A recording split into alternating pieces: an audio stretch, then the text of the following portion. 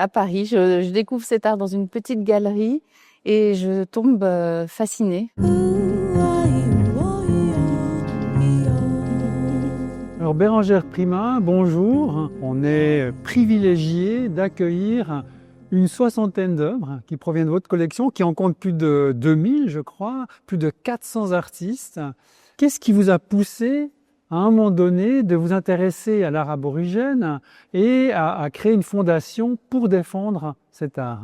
Tout démarre il y a presque 20 ans maintenant. À Paris, je découvre cet art dans une petite galerie et je tombe fascinée en fait par à la fois les œuvres, l'esthétique, mais aussi tous les messages qui se trouvent derrière ces œuvres. On parle de rêves, on parle de pistes de chant, songlines, beaucoup de choses énigmatiques. Et c'est comme ça que je pars en Australie quelques mois plus tard à la rencontre de certains artistes aborigènes dans le centre de l'Australie. Ici, dans cette exposition, c'est une exposition qui est consacrée aux femmes aborigènes, aux femmes artistes. Et c'est assez particulier parce que cet art aborigène a une histoire assez précise. On parle de culture continue, ininterrompue, donc la plus ancienne au monde. 65 000 ans de culture ininterrompue. Jusqu'en 1967, les aborigènes ne sont pas considérés comme des citoyens australiens.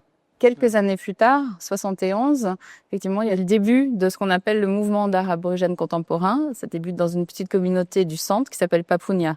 Ce sont les hommes qui se mettent à peindre sur des petits panneaux de bois, au début très petits, aidés parfois par leurs femmes. Et ensuite, les femmes s'émancipent, deviennent elles-mêmes des artistes à la fin des années 80 pour les premières. Je pense que je suis effectivement très privilégiée d'avoir accès à ces gens encore aujourd'hui et depuis 20 ans. Et chacune de ces peintures peut être une sorte de carte topographique. Parfois, c'est aussi une transmission de ce qu'on peut appeler la loi, la mythologie. Nous, on dirait la mythologie. Pour eux, c'est la réalité de leur monde.